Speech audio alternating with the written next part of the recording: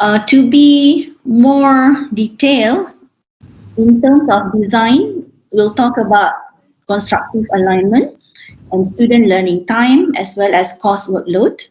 In terms of delivery, we'll talk about synchronous and asynchronous sessions and about social teaching and cognitive presence. Okay, this is optional because I want to give more emphasis on the assessment part, which is we'll talk about the formative, summative, and alternative assessment. Okay. First, we'll talk about the design. Everyone is familiar with the term constructive alignment, right? So what is constructive alignment?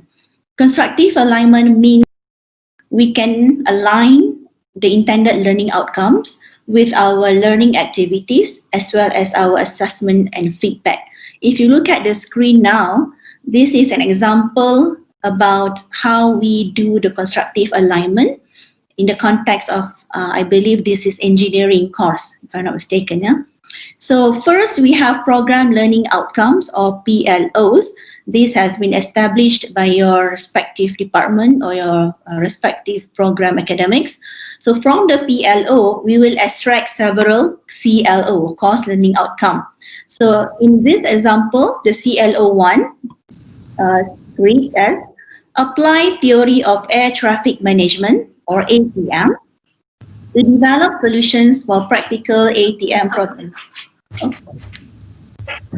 Yeah. Stop sharing and share again. Okay, I will stop sharing and share again. Is there a problem? Kejap, okay. Sorry for the short break. I was told there was a technical issues. Some people cannot view the slide, so I'll repeat. Yeah. Now, going back to the slide. In CLO1, this is an example. Let's say the CLO1 reads as apply theory of air traffic management or ATM to develop solutions for practical ATM problems. That is our intended learning outcomes. So what are the most suitable learning activities to achieve the learning outcome? We can do computer-based simulations or even online group work. Okay, so now that we have two things aligned, what about the third element? So we can say that for assessment part, the students have to submit laboratory report which consists of 20% of the mark. Okay, so this is how we do the constructive alignment. And then this one has been established using the form UMPT01 MQF BR003. Okay, the title of the borang is Alignment of Learning Outcomes to Assessment. So this is the borang that we are familiar with, but I just wanted to share with you. Look at the very left column where we state our CLO, and then we map it into the PLO. Then we align it with the learning strategies as well as the assessment method and weightage. This slide is from QMAC, so I really thank you, QMAC, for doing that. Just to bring attention that no changes should be made to the approved CLO. This is from the guideline, page 1. So whatever you are trying to do, okay, you can make amendment in terms of the learning strategies, but you can't change the approved CLO. If, okay, and this is not encouraged, but if you have to change the CLO, you have to bring the matter to Senate for approval. Yeah. Now, this is our official learning platform, which is Spectrum. We do know that a lot of us sometimes not using Spectrum. Some of you might be using YouTube Live or Schoology, even Google Classroom for whatever reasons. But we really appreciate, or we really strongly encourage that you use Spectrum because this is our official learning platform. And just to remind everyone that we do have some criteria, okay, minimum requirements to make your course or make your online teaching and learning counted in your KPI, okay, based on these 3 components, which is minimum requirement, you have to post 8 resources, 3 activities, and 2 assessments. Okay, please make sure that you really jaga this one, take care of this minimum requirements so that you can get the tick, yeah, and the green light. Okay. Now, talking about student learning time or SLT, you may refer to guideline page number 2. High percentage of SLT shall be allocated for self-learning because this is an online learning mode. So we need to give high percentage of SLT for the students' learning. Extra time should be designated for non-face-to-face activities to ensure the CLOs are achieved. Okay, meaning that we encourage online activities. And then all changes to the SLT must be reflected in the updated student time form, which is PT01 MQF BR004 form. Okay, and this is to assist in ensuring that at least 7 to 80% of planned activities have been conducted. If you are worrying about how to calculate the SLT, we have provided some calculation methods. Okay, you can refer to the guideline page 13 to 14. And I just want to highlight that in Appendix 1, when we talk about the guidelines for estimating your SLT, just for student preparation time, just multiply the activities from face to face and multiply by 1 or 2. So let's say you have the activity will be live interaction with your students, let's say using Zoom. Time allocated for student activity, if it's face to face, is usually 1 hour. For student preparation time, you may multiply it to 1 or 2. Okay, so you may refer to the guideline page 13 and 14 where we give more specific details on how to do this. The other important thing that you need to think about when you have online course is a student's workload. Okay, we are sometimes not really consider what's going on with our students. So I just presented to you, this is a typical schedule of our student. Let's say this is a student from X faculty. If you look at the course or the schedule, can you guess how many courses she's taking? Okay, she's enrolled in 5 courses, which carries 18 credits. Okay, if I ask a question, what is the busiest day of the week? Well, almost from Monday to Friday, she is busy with courses, except for Wednesday and perhaps on Monday. So look at what time the class ends. Okay, we know she have class until 4:30 or 4:25. So guess when she will start working on her assignments and when she will do the readings before classes. So if you think about the students as a whole, okay, and as a person, you know that you should be really kind and really consider, okay, in giving the number and complexity of the task. So we talk about this on page 2 of the guideline, where we say that please ensure that the number and complexity of the task given commensurate with the course credit load and student learning time. Okay. Is it okay with everyone? Can I proceed to the next? Okay. Diam tanda setuju, so I'll just proceed. Yeah. Okay, the second aspect of teaching and learning online is delivery. This is simple, and I think everyone knows about this already. We have 2 modes of delivery. The first one, what we call synchronous, and the second one is asynchronous. What is synchronous?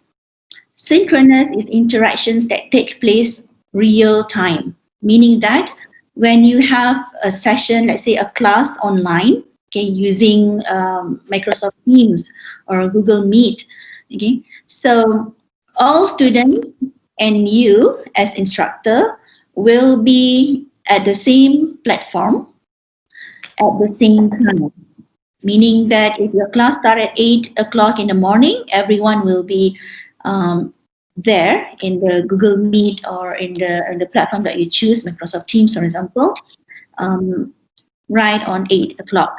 Okay, whereas asynchronous happens not in real time. It means that everyone can be doing their learning activities in different times. Okay, so in the guideline, page 3 to 5, we say that please have minimum 3 synchronous sessions. Okay, minimum 3 synchronous sessions per semester, which is the first one on the beginning of the semester, the middle of the semester, and before end of the semester. Just for your information, we had recently had a post-mortem on online teaching and learning for the last semester, and we invited students representatives to hear what they are saying about their experience last time. So some of the students mentioned that they really like the synchronous sessions, they really appreciate it, and they're looking forward to it. But sometimes it's just too much. Okay, meaning that because they have, for example, 5 courses they're taking, and then if you remember the course schedule that I shared with you just now, every lecturer want to have synchronous sessions, so they are going to be a little bit exhausted. Okay, but if possible, try to maintain at least 3 minimum synchronous sessions, and if possible, make it like alternate week if you can. Okay, we don't specify any maximum numbers for the synchronous sessions because I think it should be based on the suitability and nature of your course. So you know better whether you need to have more synchronous or more asynchronous session. One example of synchronous session will be live class, like we are having now. Or you can also invite other lecturers, or we call guest lecture, to your course. Let's say you have a friend who's teaching the same subject at other university, perhaps nationally or even internationally. You can invite them to be guest lecture on the specific time. Okay, and do remember you also uh, need to be invited to the class. Okay, so that is a mutual and beneficial thing that we do as scholars. So you don't have to always be there to conduct the live class. You can also invite other people to your class. So in terms of asynchronous session, when you don't have the synchronous session, we really recommend that everyone has, for each week, at least post one learning material and one learning activity and one learning assessment, okay, which is related to the topic or subtopic that you're teaching for that week. Okay, so what are the things that we can do during the asynchronous sessions? Just to remind, the asynchronous session is we do activities online using Spectrum, yeah, as the official platform. So you may do some pre-recording of your lecture and post it online in Spectrum, or you can do screencasting. Okay, do you know what screencasting is? Okay, screencasting is what's that? Recording of your screen, of your computer screen. Okay, this is beneficial, especially if you're teaching practical subjects. For example, those teaching mathematics, you want to show how the formula works, or you teach a special software like SPSS. You need to show them what to click, but this button and that button. So screencasting is very beneficial. So you can do screencasting recording as well and put it in the Spectrum. Or you can do slide casting or narrated slides. For example, you have PowerPoint slides and you just record your voice and you can put it online so the students can refer to it. And this is special. If you think there is a MOOC course which is related to your topic, you can also ask the students to go to that MOOC. Okay? We have a lot of MOOC platform. Ask them to go to the platform and then go through all the lecture and online activities. Okay, that could also be part of your asynchronous sessions. Okay. May I move to the next part, which is assessment? Okay, do talk to me or ask any question if you need. Just let me know and stop me, yeah? Or else you can wait until the end of the session. Okay, going to the assessment part. If you have the guideline with you, on page 6 to 7, you will see table 2 assessment framework. Okay, this semester we really encourage all lecturers to convert or to transform your traditional assessment to alternative assessment. We'll talk about each of these elements in this session. So first of all, why do we conduct assessment? Okay. Assessment is very important for the students to know how well they are doing in their learning processes. Okay, if you don't give an assessment to them, they will be wondering how well they are doing. For us as teachers, it is also good to do assessment because we can reflect on what we have done during the semester, and we can improve on our teaching practices. And for our departments, these assessment marks can help them refine the current curriculum, and perhaps they can embed the feedback into the curriculum review. Okay, so I'll skip this one. Okay. Speaking of assessment, there are actually two types of assessment, which is formative assessment and also summative assessment. Okay, I just put alternative assessment in this diagram, but actually there are only two types. Okay, when we look into dimensions, formative and summative assessment is the main one that we want to take a look into. But I just put alternative assessment here just to remind us that we also need to talk about alternative assessment.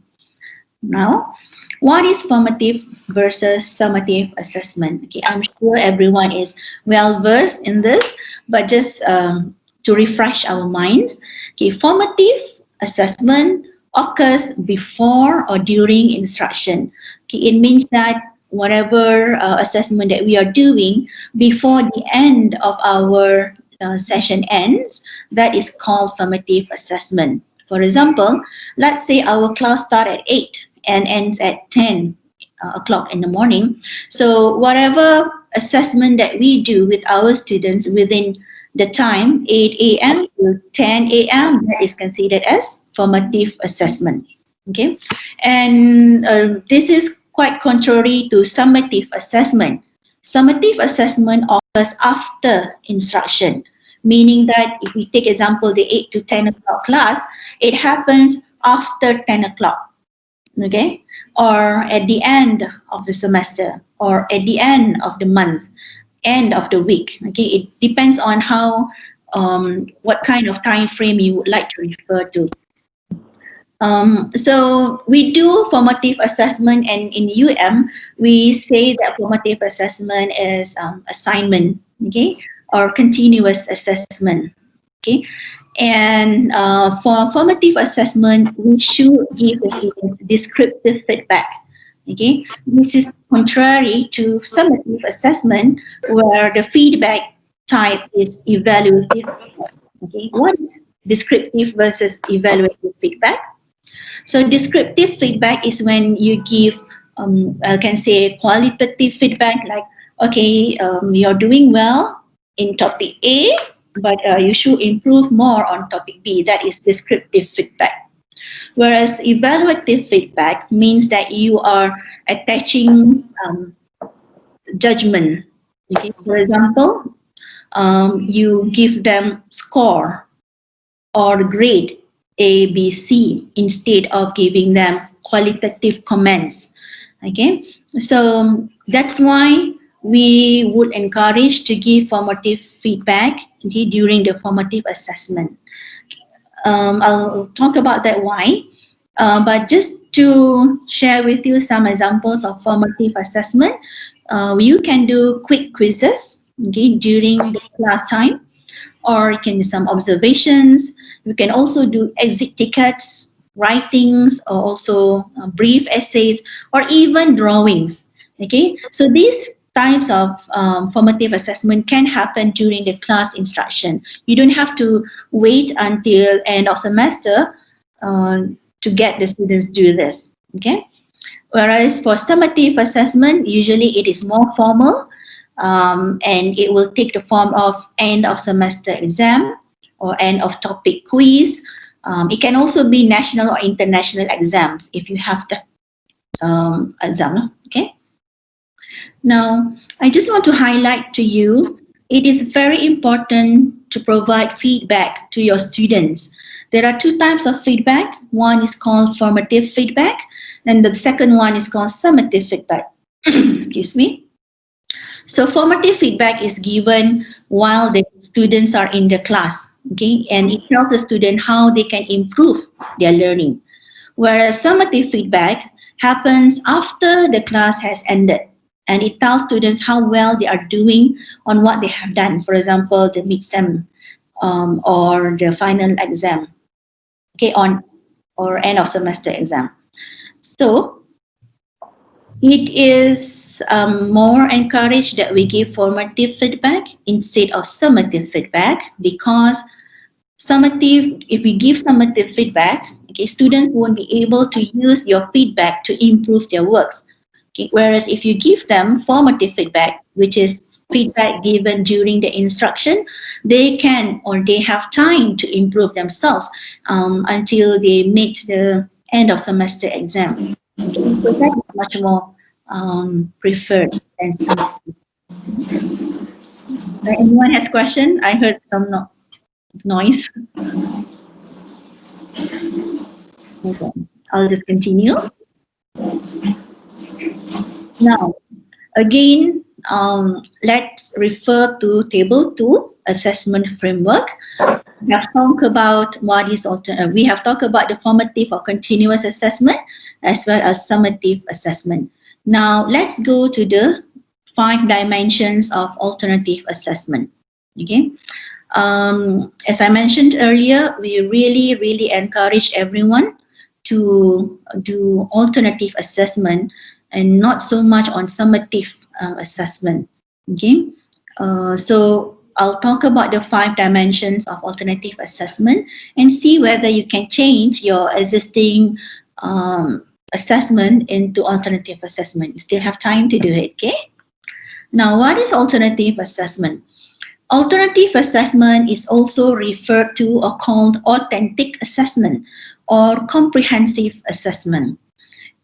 It refers to all sorts of assessments that are used to measure students' ability and proficiency in performing complex tasks that are related to the intended learning outcomes.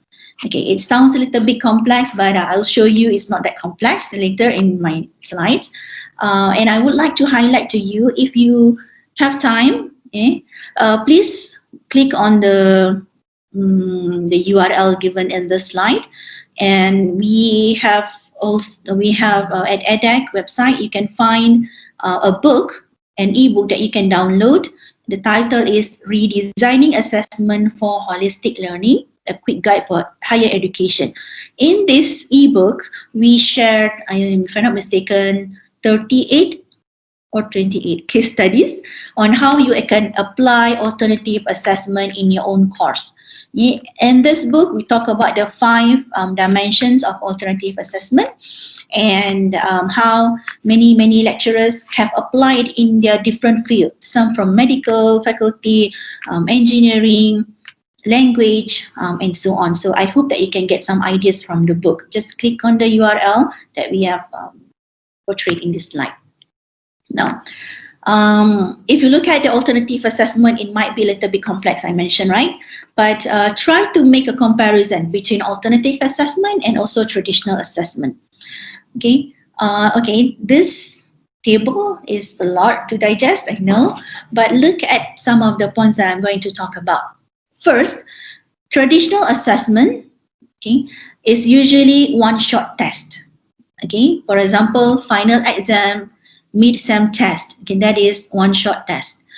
Whereas continuous assessment, alternative assessment is much more continuous, and it is longitudinal, meaning that let's say you assign your students to do a portfolio.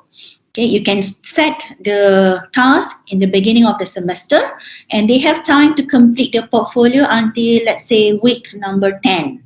So that is continuous. Okay, that is alternative assessment. Okay. Second,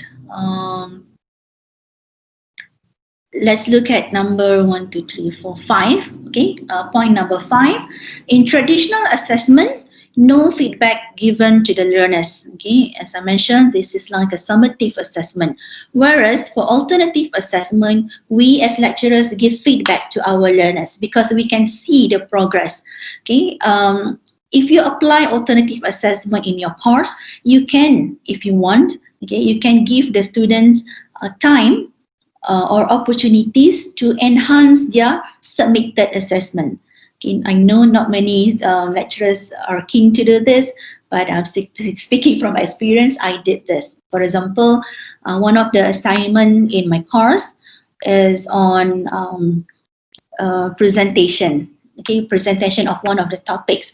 So the students will conduct one presentation. After her presentation, I will give her a rubric of assessment on topics or things that she can improve. So if she does not agree with the marks that I gave to her, she has the chance to represent a topic, maybe a new topic or similar topic, but usually it's new topic, and improve herself. So I give them at least 2 times to improve themselves. So that's the good thing about alternative assessment. It is continuous, so you can keep on giving them chance to improve themselves. Okay, and this cannot be done if you do a traditional assessment or summative assessment, right? Um, like I said, this is not compulsory. I'm just sharing experience with you if you like. Okay. Now, let's take a look at the 4 dimensions of alternative assessment. We have 1, self-assessment. 2nd, peer assessment. 3rd, group-based assessment. 4th, portfolio-based assessment. And 5th, performance-based assessment. Okay, just to let you know that there are a lot of dimensions on alternative assessment. If you Google, you can see many ways people put as dimensions, but this is what we think will be most suitable for community. Again, you can you can look at this book, Redesigning Assessment for Holistic Learning, if you need more info on that. Okay, let's take a guess here. If you look at the slide, and I will read to those who do not have the video access to this session. Let's guess which one is this. Okay, the first one. This is a form of formative assessment that engages students' own ability to reflect on the learning process, to judge their progress, and to take actions on the feedback they received from peers and instructors. Can anyone guess what dimension is this? Okay, it encourages students to assess their own learning, evaluate their own work, monitor their own progress, regulate their own learning activities and tasks, and seek peer and instructors' feedback. Okay, I can't see anyone raising hands, and so I'll just give you the answer. But after this, maybe I can ask someone to answer. Okay, this one is what we call self-assessment. Okay, so self-assessment heavily emphasize on the students reflecting on his learning experience throughout the semester. Okay, so this is one way of doing self-assessment. Okay, let's move. This is the second dimension. Can you guess which one is this? Okay, I will read to you the description. It is a form of formative assessment in which students provide feedback on other students' works. That's the highlight there. Students provide feedback on other students' works, often with ideas and strategies for improvement. Okay, so this type of assessment or dimension of alternative assessment highlight positive aspects of their peers' learning. Okay, it will help students note areas for improvement. They will learn also to provide constructive comments to their peers on how their peers can improve their works. Okay, can you guess what is the dimension? Peer review. Yay, a peer review. Peer assessment. Right. Remember this?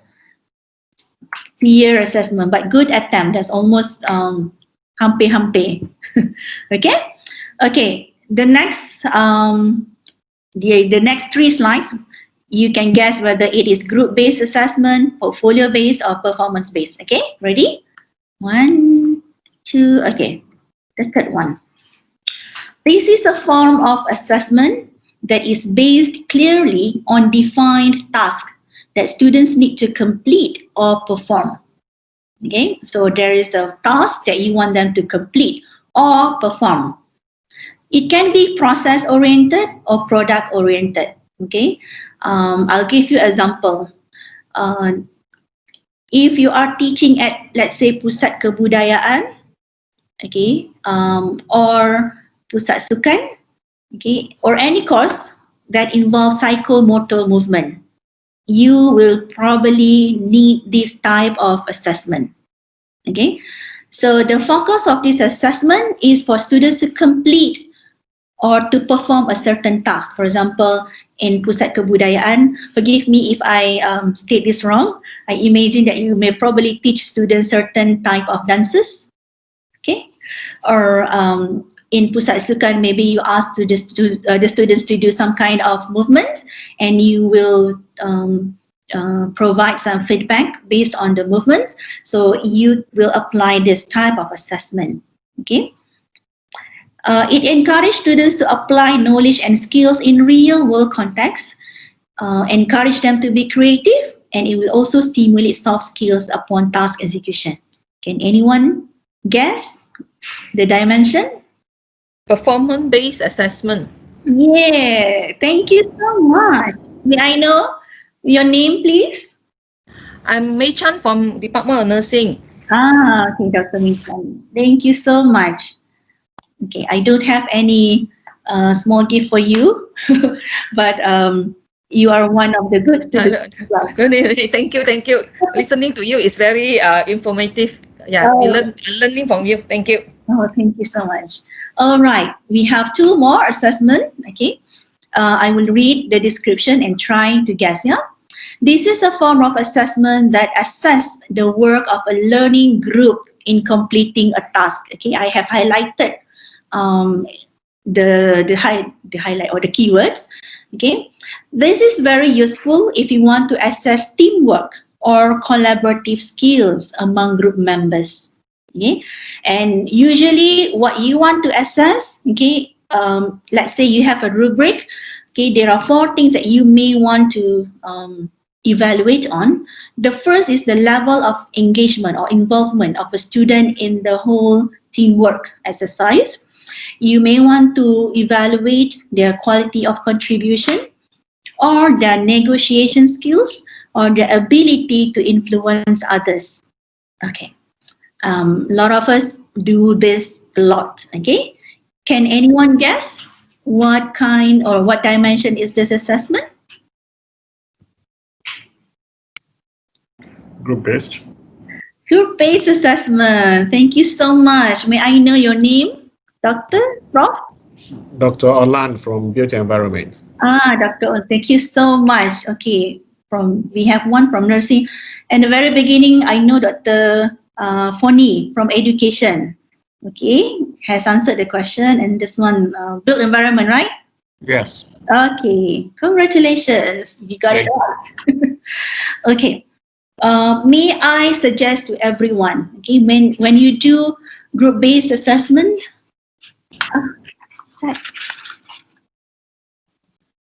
oh ada jawapan, I'm so sorry. Saya tak sempat tengok. I need assistance. Okay, there are some people who also answer online at the chat box. I'm so sorry, I tak sempat melihatnya. But congratulations to all of you. You passed the course. Okay. What I'm trying to say is that it is easy or exciting if we want to try alternative assessment, right? But don't forget, when we want to do alternative assessment, we need to have a rubric.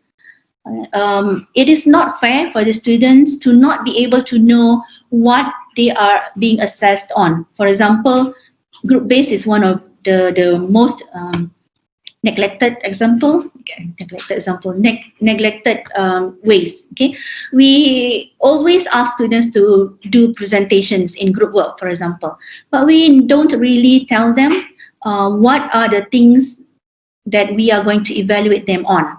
Okay, if you have a rubric, that will be good because they know that, oh, I will be assessed on my level of involvement, so he or she can try to increase her level of involvement. Okay, if you tell them that, okay, one of the assessment criteria will be negotiation skills, so they will try to improve themselves on this. So please remember that have a good rubric to assess students, especially for alternative assessment. Yeah. Okay, let me move to the final dimension. This is a collection of purposeful, cumulative, and progressive learners' works, digital or non-digital, over a period of time. Okay. Oh, there's a clue there. A portfolio is an exhibit of a student's works and reflects students' efforts, progress, and achievements in one or more areas. Can you guess what dimension is this? Dr. Nur Aniza. Yeah, she said it's portfolio-based assessment. Thank you, Dr. Aniza from faculty. Okay, Dr. Nur Aniza, thank you so much. So portfolio-based assessment is something that we may want to think about, okay, especially because we are teaching online. In the past, usually how do we do portfolio-based assessment? Okay, if you're teaching, for example, studio works or something that requires students to collect some examples of their learning artifacts or learning materials, or in short, we can say assessment or assignment. Okay, you will ask them to put in files or folders and submit to you at the end of the semester.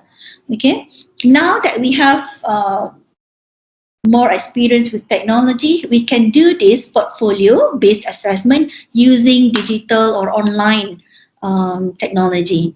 For example, you can just ask them to take picture of their works and then put in PowerPoint and ask them to reflect on what happened when they did the portfolio and submit that as part of either continuous assessment or as end of semester assessment, yeah, or summative assessment.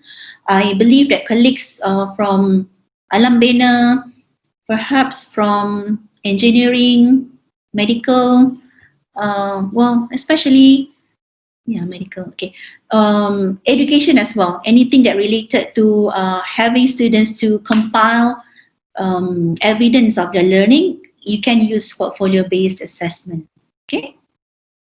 Now, what we have talked about is, again, we have talked about what is alternative assessment. We have talked about the two types of assessment, which is formative or continuous and summative assessment. We talk about the 5 dimensions of assessment, and I look like that everyone has passed. Hopefully you got good understanding about what it is. Okay, and if you look at the table, okay, we have a column on methods. Okay, all of these dimensions that we have talked about can be done in many ways. For example, you can have case study as part of your self-assessment. Okay, or you can have, let's say, infographic assessment that could be part of the summative assessment and peer assessment. You know what I'm trying to say? It's just that you can mix and match, okay? But you need to know whether it is formative or summative, okay? Some friends at perhaps Alam Bena might have sketchbook of architecture drawings that they want the students to submit. Okay, that can also be alternative assessment. For those in FSKTM, okay, you may have coding, what you call that, coding report, sorry if I'm wrong. Okay, if you have coding that you want the students to submit, it can also be part of the alternative assessment. You just need to know whether you want to make it formative or summative. Okay. Now, how do we embed information about this in our borang? Okay, this is again thank you to QMAC who have shared this borang with us.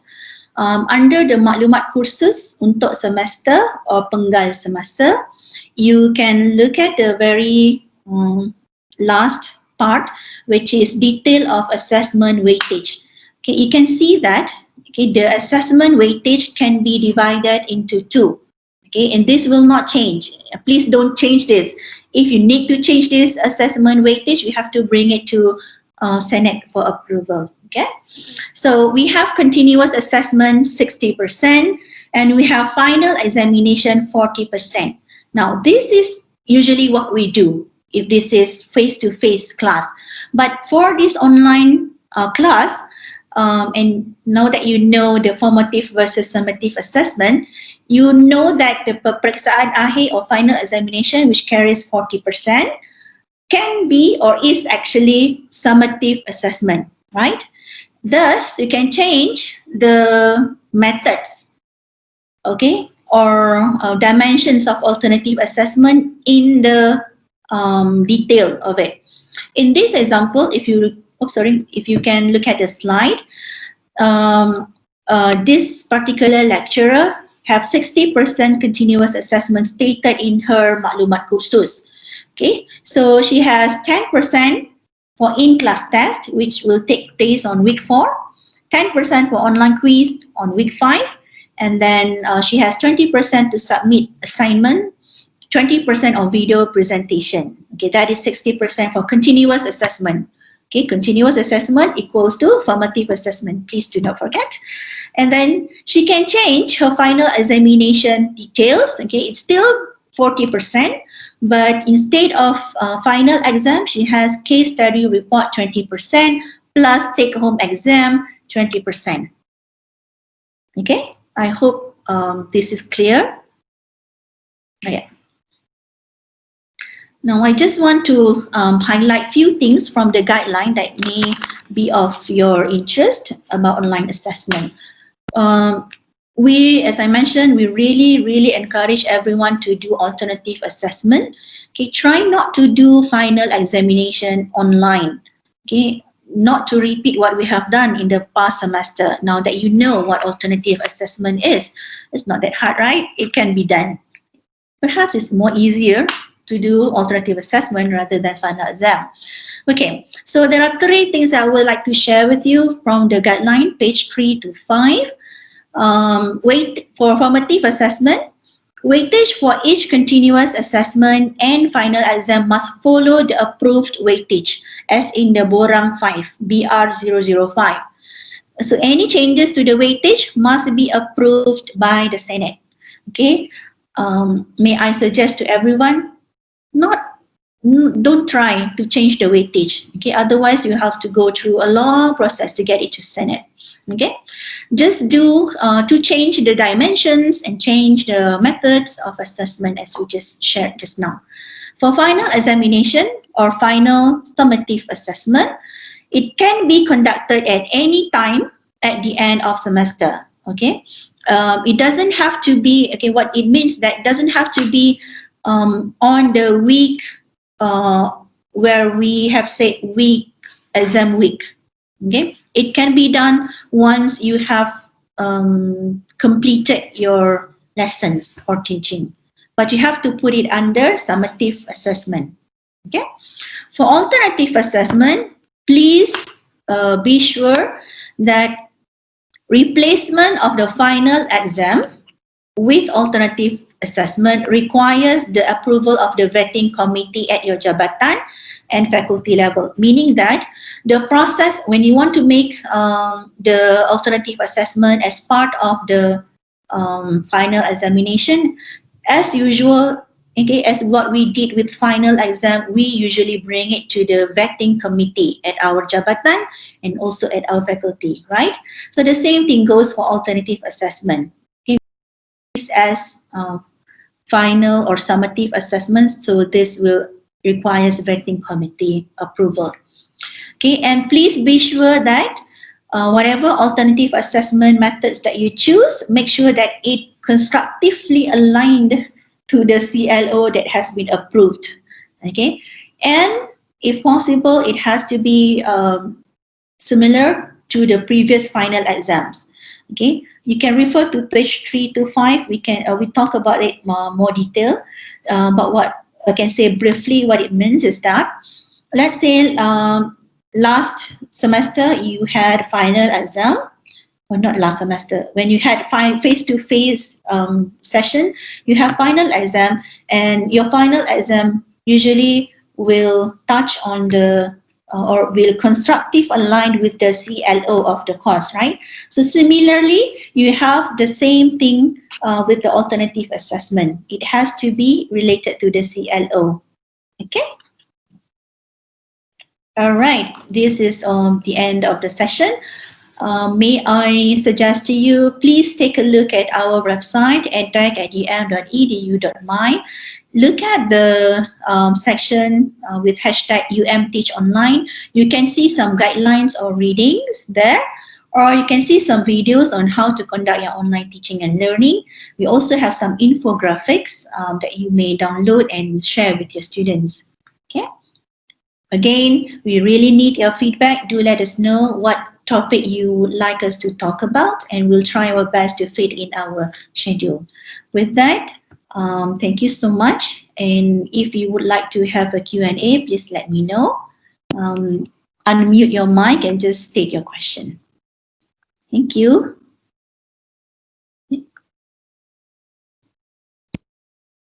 Omo, do we have any questions? Dr. Farrah, thank you very much for the very clear instruction to this online guideline. I do have one question. As my master student is going for their clinical posting, whereby they need to produce the portfolio. Okay. Yes. So at the moment, we are doing by hard copy. Okay. Yeah. So if let's say I'm going to switch it to online, how would I go about it? Can I use Spectrum, or is there any other method I can use for online portfolio? Okay. May I know your name, Doctor? Prof? I'm Mei Chan here from nursing again. Okay. Okay, Dr. Mei Chan from nursing. Okay, that's a very good question. Thank you so much. Yeah. Okay. So if you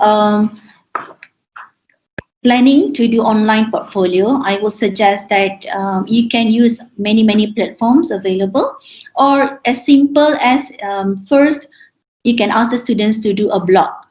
Okay, ask them to create blogspot.com, for example, and upload their courses, their learning materials there.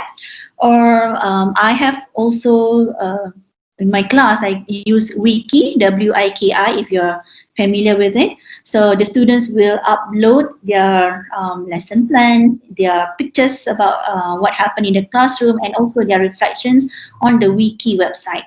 Okay. Yeah.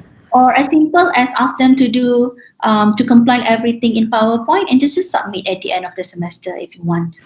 Yeah. It can be very bulky for that, because I try to do away with hard copy because it is so bulky, and then I have problem to keep it in the store because we have to keep it for a few years. Right? Is it possible to use Microsoft Teams? Yes, you can use Microsoft Teams as well. There is a assignment tab there, or file sharing. You can ask them to submit or upload there. So you can enable it for public, meaning that public in the course, or only the instructors can view it.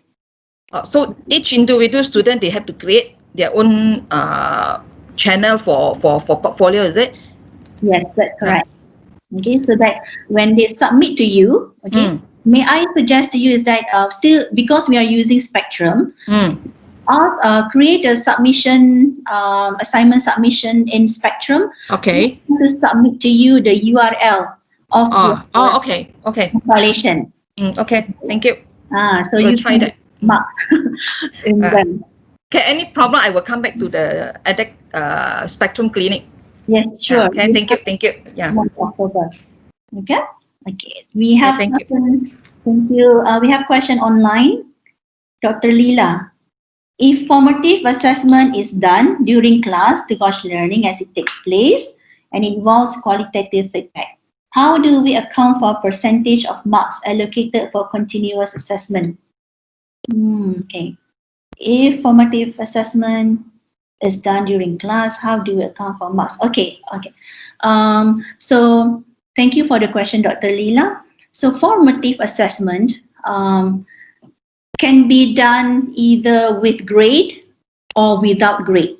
Okay, so without grade, for example, when you teach a course and you have online quizzes, short online quizzes for them, just to know whether your students understand a certain concept.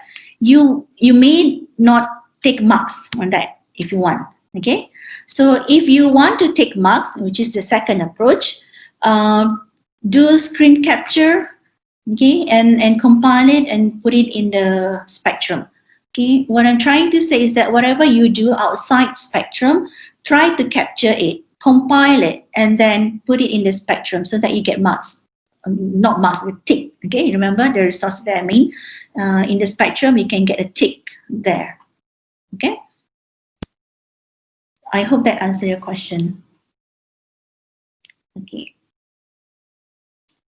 Dr. Chu Manfong. Question: may I request for a copy of the second version of e-learning and alternative assessment guideline? Okay, Linda have answered it. It is available online. Yeah. Anyone have any question? Well, I'm trying to look into the chat box. Hello, Dr. Farrah. Hello. My name is Nur Aisha. I'm from engineering. Yeah. My question is, when we teach, because a lot of the subject there is already available materials online, like video lectures. Can we use them in our class? So if we use them, how do we correlate with our learning time with the students? Like we also have to prepare video lectures, but we see that online there are already good video lectures available. Okay, so if we put that in our spectrum, does it create any problem in terms of what is the role of a lecturer if he or she did not prepare those videos herself, right? Do you have any comments, or is there any guideline from with regards to that? Yes, thank you, Dr. Aisha, for the question. Excellent question. Okay, let me try to share my screen again. Which one is that? There is ways how you can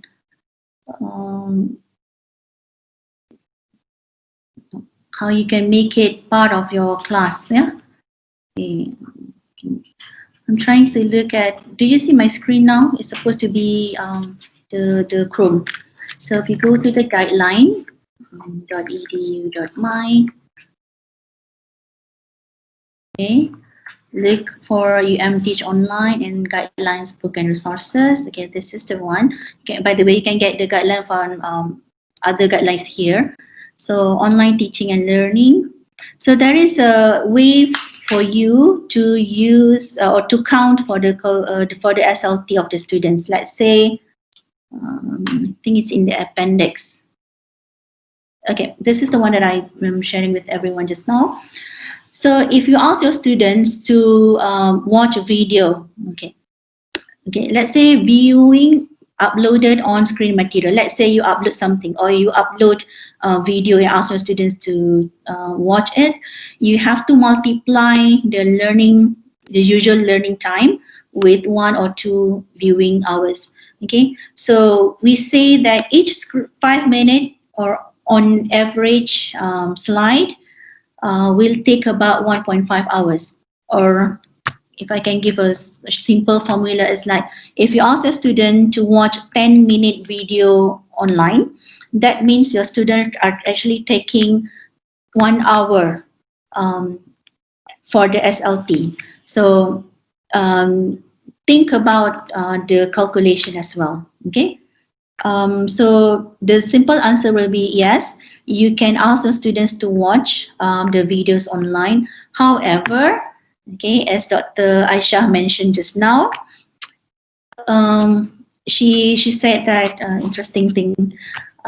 What is the view? What is the role of lecturers if we keep on asking the students to look at the materials online, right? Okay. My suggestion is that you can ask the students to go online because there are excellent videos that they can watch, but also try to establish your teaching presence there. Okay. In the slide, I did not talk much about the teaching present, but actually, if you look at the guideline, oops, sorry, I have keluar pula habis itu.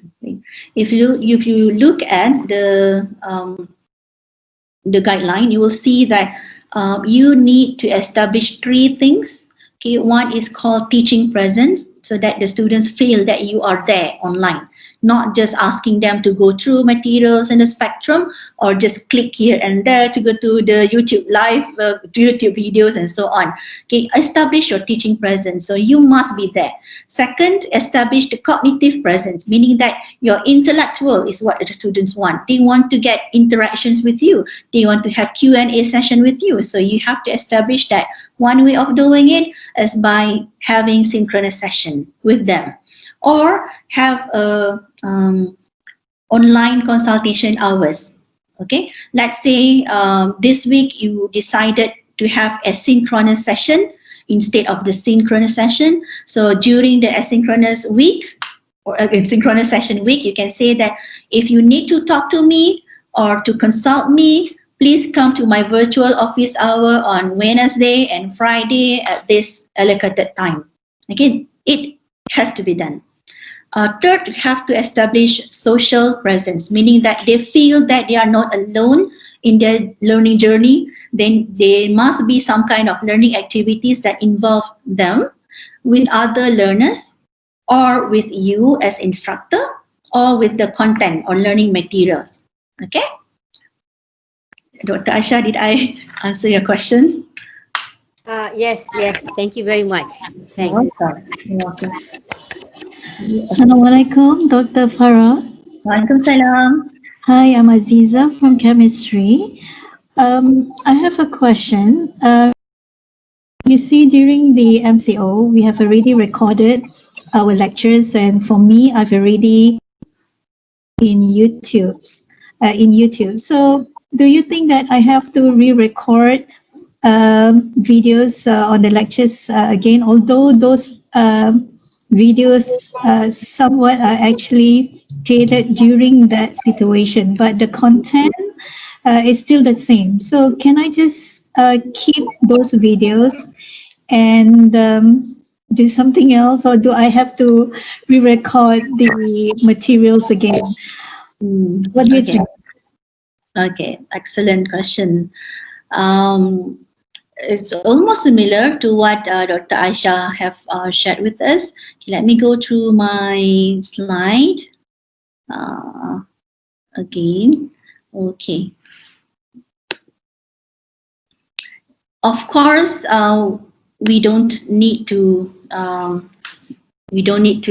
re-record ourselves again. Okay, but please remember that, as mentioned in this guideline, you still need to have synchronous session with your students. Okay, at least minimum 3. In your case, Dr. Aziza, you may ask the students to watch the pre-recorded videos. If you have it online in YouTube, for example, you can ask them to go to the pre-recorded videos for the specific topics, but you can't keep on asking them to do that for the whole 14 weeks, right? So once a while, try to have synchronous session with them. For example, let's say during week 1, you ask them to go to YouTube, topic 1. And then maybe during week 2, you have synchronous session and talk about a little bit about what they have watched in the previous week. So we have the interaction. Okay, this is some kind of flip learning ways. Okay, so if you have materials already online, you can ask them to go through the online materials first, and then when you come back to them, have a synchronous session, you can talk about it. It is much more meaningful. Yeah. During the post-mortem workshop that I mentioned to all of you just now, the students said that they really miss the interaction with the lecturer. Okay. Some of our colleagues, okay, we know that this is first time doing online teaching. Some of us keep on talking, okay, for the whole 3 hours. Let's say our session is 3 hours. So for example, my class start from 6 to 9 o'clock at night. Okay, 6 p.m. to 9 p.m. So I can't, I will be so exhausted if I keep on talking for the 3 hours straight. So what you can do, and this is also mentioned in the guideline, what you can do is that take a look at the time again, and then you can change how you deliver it. For example, let's say during the first hour, you have the lecture. Okay, and then the second hour, ask the students to present. And the third hour, you come back as a whole and then do some kind of reflections together. That can be done. Yeah. Did I answer your question, Dr. Aziza? Yes, thank you. Thank you very much. Welcome. Dr. Farrah, Yes, Umu. we have some question in the chat area. Umu tolong baca satu, Umu. Which one? Alright, from Dr. Yo Hin Yin.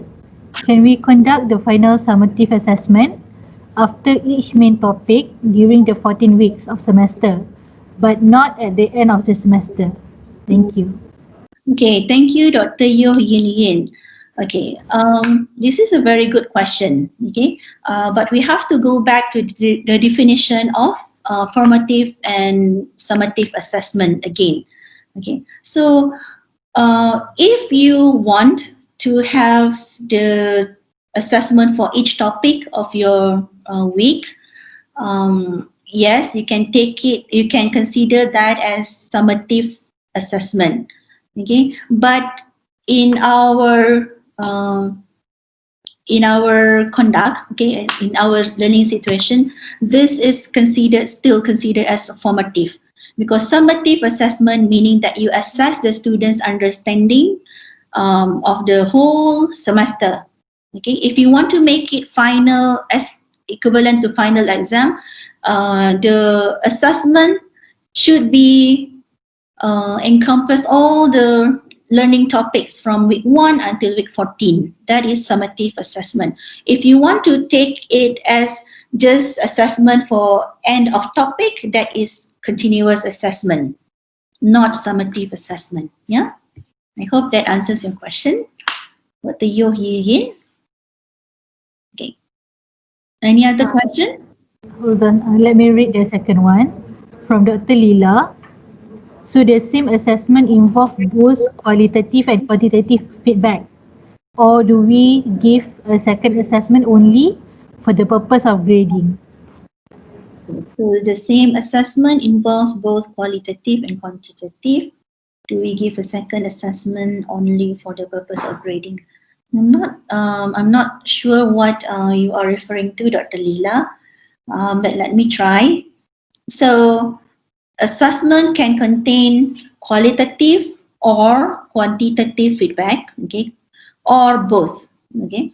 So if we give second assessment only for the purpose of grading, yes, you can give, she said this is related to formative assessment. Do we give a second assessment only for the purpose of grading? Okay, let me try to make it more general, meaning that if you want to make an assignment or assessment formative, okay, you may or you may not do any grading there. Okay, you don't have to take it as formal assessment. But if you want to take it as formal assessment, you can tell the students upfront that this is part of this, whatever you are doing in this formative assessment, we will take the marks. It will be counted towards the weightage of the whole assessment. Okay, so this can be done both ways. Am I answering question? I hope it is. Any other question from the floor? Okay, there's a third question here from Madam Rohayatima. Okay, reformative assessment during class. How do we put numbers to student learning? What you answered earlier was about the blended status on spectrum. Okay, Dr. Rohayatima, let me try to understand your question this way. You mean that when we conduct formative assessment, okay, during class, how do we grade the students? I hope that's what you're saying. Okay, yeah. For the formative assessment, okay, if you want to make it counted, okay, for the student's grade, you will state in your maklumat semasa kursus that this formative assessment will be counted. Okay, and then you'll say, like, for example, for the whole, let's say you are going to have 5 formative assessment in the course, which you want to make it as part of the continuous assessment. So you will put in the maklumat semester kursus, say that, okay, assessment number 1 carries 5 marks, and then 5 marks until the end of the whole formative assessment. So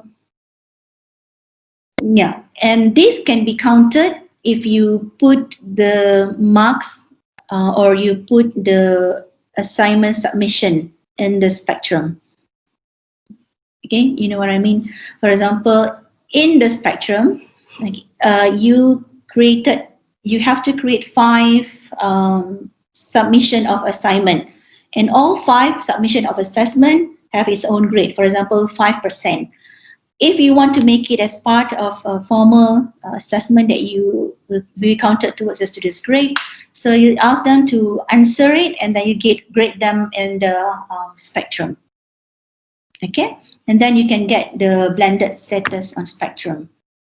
If you don't want to make it part of the grade, you can just do it like spontaneously, and no grades are assigned. Can be done also. Okay, I hope that answers your question. Okay, It's okay, thank you. welcome. Okay, do we have any other question? No? Okay, someone angkat tangan tadi. Dr. Dr. Chan. Dr. Chan, okay. Dr. Okay, Chan. okay. So I'm Dr. Chan from Institute of China Studies. Okay, so let's say I give because I understand that instead of giving a final exam, we can give summative. Okay, so let's say example, I give case studies. Okay, to replace the final exam. Let's say consists of 3 cases where they have to do online and submit via Spectrum for 2 hours. Should I actually, and I monitor them through Microsoft Teams, okay, on their presence, on how they answer and so on, and they upload within the time.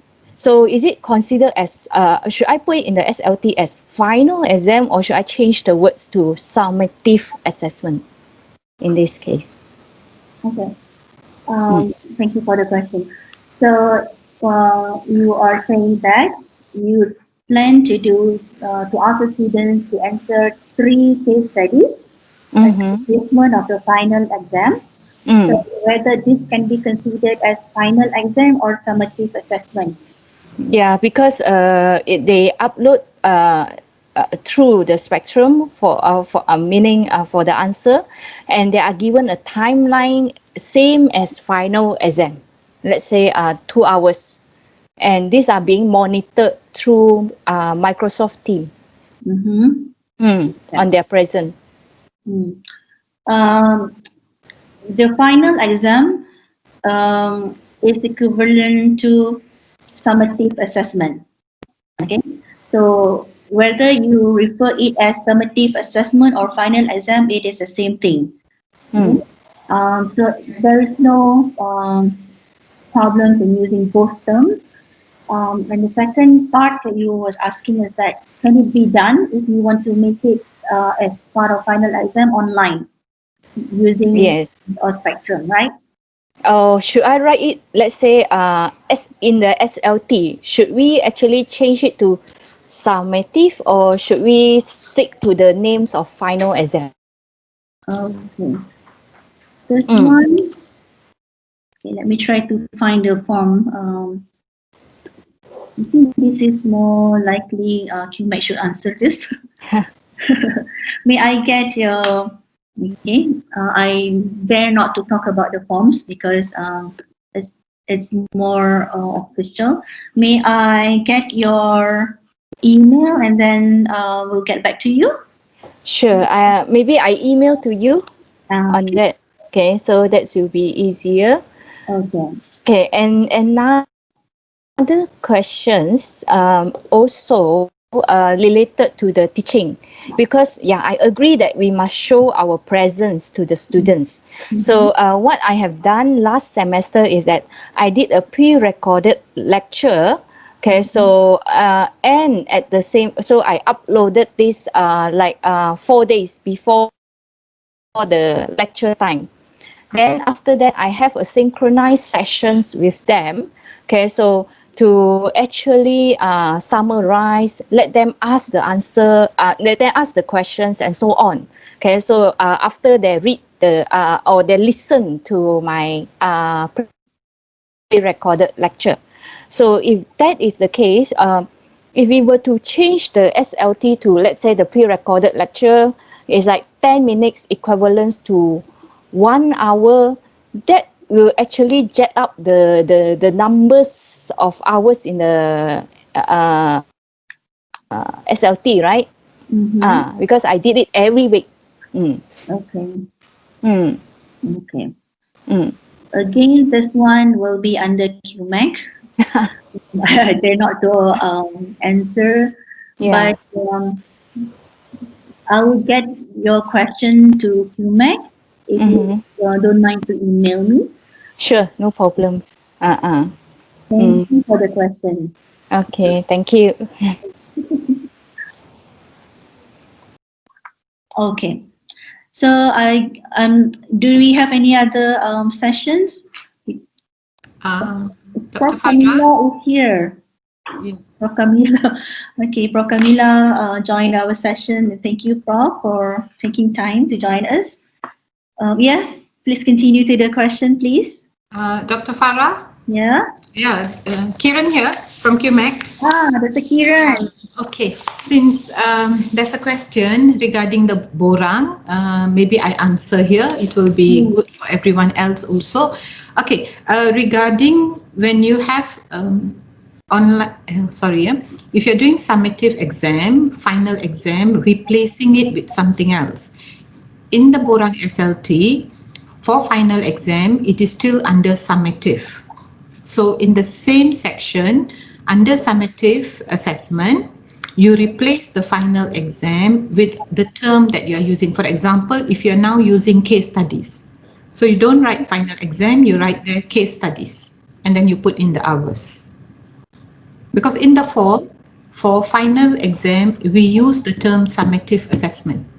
It is already there, and then below that you are supposed to write earlier we used to say final exam 30%, so now you would put case studies 30%. Dr. Kiran, Yes. I do have a sample of the Bora from QMAC. Would you like me to?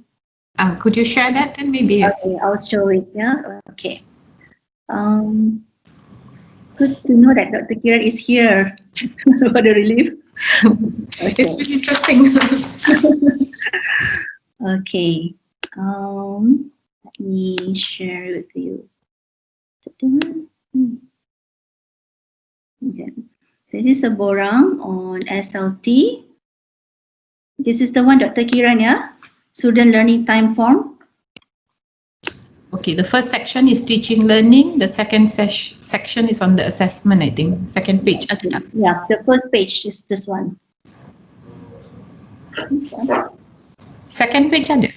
Ada? Okay, for those online, it will take some time, yeah, to load. Okay, I'll try to reshare again.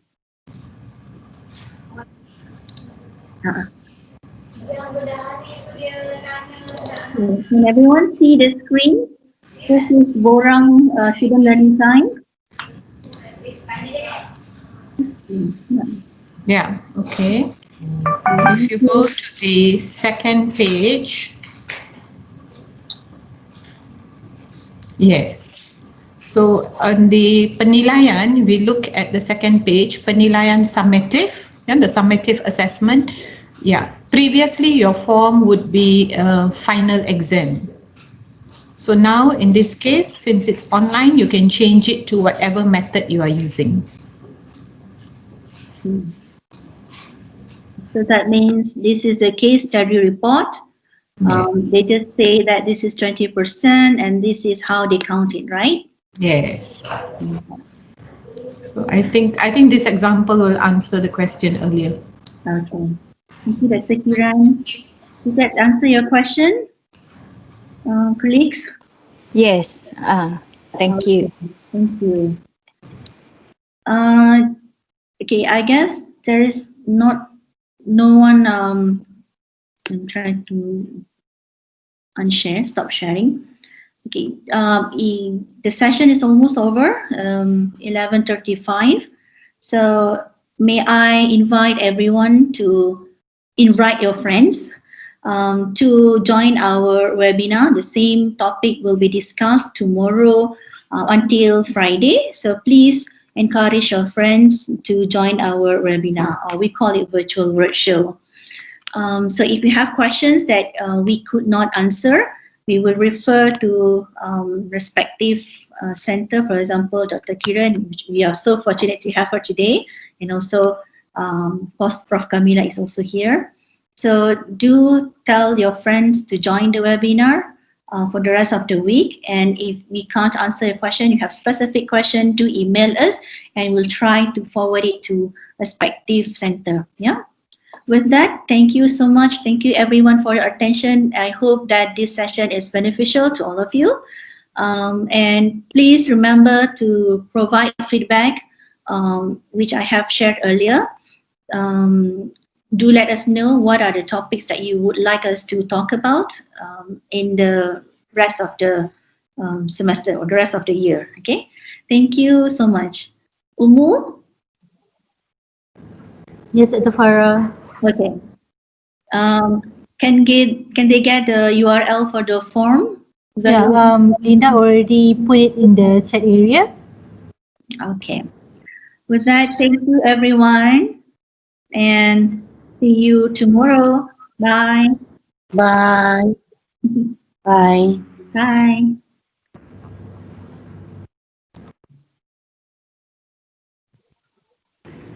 Thank you.